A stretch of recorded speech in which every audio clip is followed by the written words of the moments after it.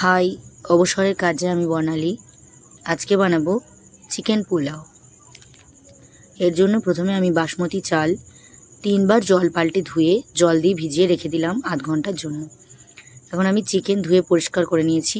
এর মধ্যে দিয়ে দিলাম পরিমাণ মতো লবণ, 1 চামচ হলুদ গুঁড়ো, 1 চামচ লঙ্কার গুঁড়ো।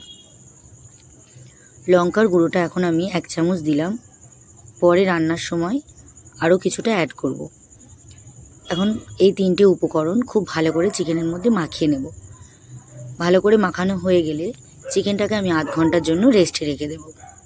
ঢাকনা বন্ধ করে দিলাম। এখন আমি চালের পরিমাণে জল ফুটিয়ে নিয়েছি। এই যে জলটা ফুটতে শুরু করেছে, এখন আমি এর মধ্যে দিয়ে দেব লবণ। চালটা যতটা পরিমাণ, লবণটা সেই পরিমাণ অনুযায়ী দিয়ে দিলাম। এখন আমি চালের জলটা ফেলে চালটাকে আমি দিয়ে দিচ্ছি জলের মধ্যে। এখন একটা খুন্তির সাহায্যে চালটাকে খুব ভালো করে নেড়ে চেড়ে দেব। ঢাকনা বন্ধ করে 10 মিনিট ফুটিয়ে নেব। 10 মিনিট পরে দেখব ভাতটা কেমন হয়েছে। চালটা বেশ লম্বা লম্বা হয়ে গেছে। এখন আমি দিয়ে দেব 1 চামচ পরিমাণে ভিনিগার। আপনারা চাইলে ভিনিগারের পরিবর্তে লেবুর রসও দিতে পারেন।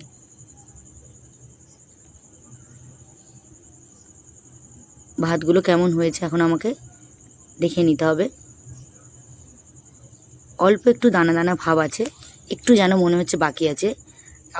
আর ভাতটা ফোটানোর দরকার নেই। এখন আমি ভাতটা ছেঁকে নেব। আমি একটা বড় জায়গা নিয়েছি, এর মধ্যে ছেঁকে নিচ্ছি। আপনারা চাইলে ফ্যান ঝরিয়ে নিতে পারেন। এখন আমি একটা কড়াইতে 1 চামচ ঘি গরম করে নিয়েছি। ঘিয়ের মধ্যে ভেজে নিচ্ছি কিশমিশ। কিশমিশটা অপশনাল, আপনারা নাও দিতে পারেন। কিশমিশগুলো হালকা ভেজে নিলাম। এখন আমি এটাকে একটা বাটিতে তুলে রাখছি।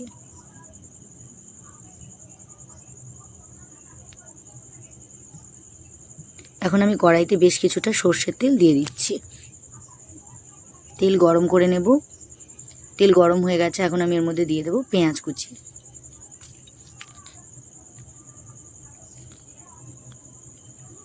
পেঁয়াজ দিয়ে খুব ভালো করে নেড়ে চেড়ে পেঁয়াজটাকে আমি ভেজে নেব।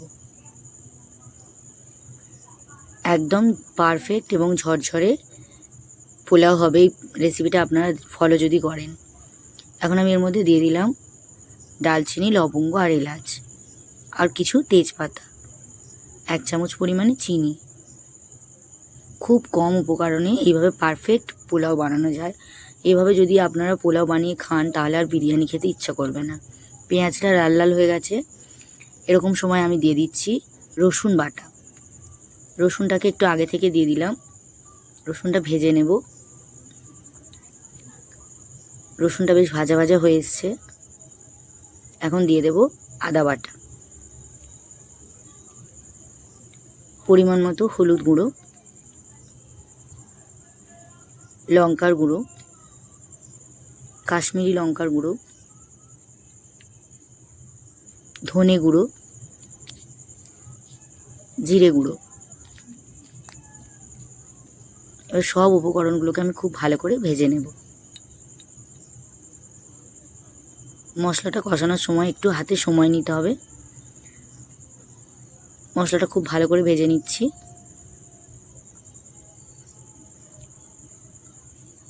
এখন ঢাকনা বন্ধ করে 1 মিনিট রান্না করে নেব।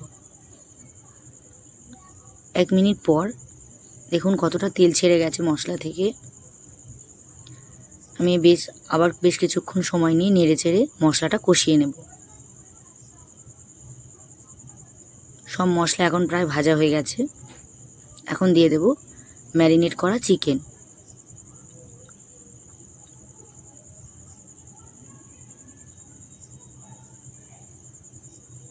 এভাবে আপনারা পোলাও ছাড়াও নর্মালি চিকেন বাড়িতে বানিয়ে রান্না করে দেখবেন, খুব ভালো খেতে হয়। আমি একটু কম তেলেই রান্না করার চেষ্টা করি। আপনারা চাইলে আরও একটু বেশি তেল অ্যাড করবেন। সব চিকেনগুলোকে আমি ভালো করে কষিয়ে নিচ্ছি। ঢাকনা বন্ধ করে দেব। 2 থেকে 3 মিনিট রান্না করে নেব। এখন চিকেন থেকে দেখুন অল্প অল্প করে তেল ছাড়তে শুরু করেছে। এখন দিয়ে দেব পরিমাণ মতো লবণ।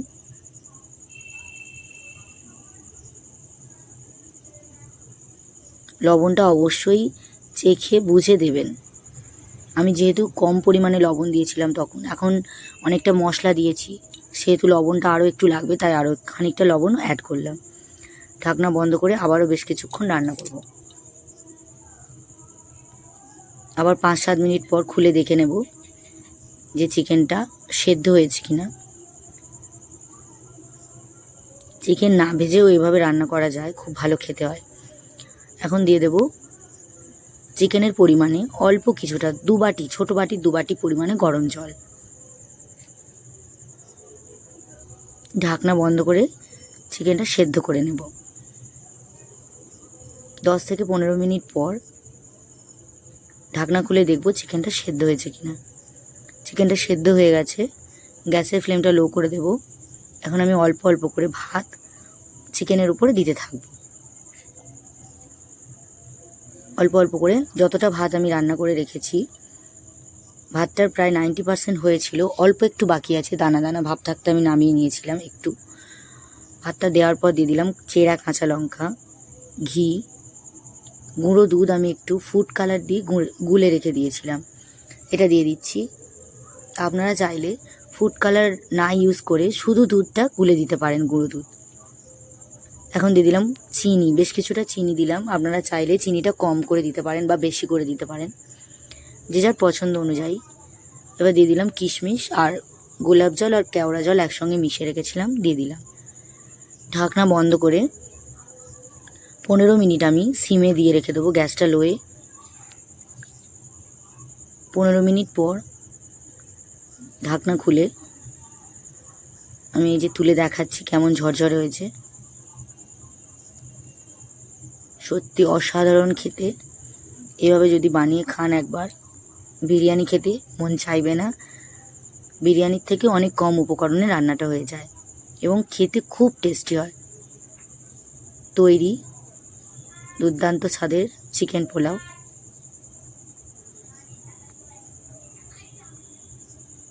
এইভাবে আপনারা বাড়িতে বানিয়ে আমাকে কমেন্টে জানাবেন কেমন হলো। ভিডিওটি ভালো লাগলে লাইক, কমেন্ট, শেয়ার করবেন।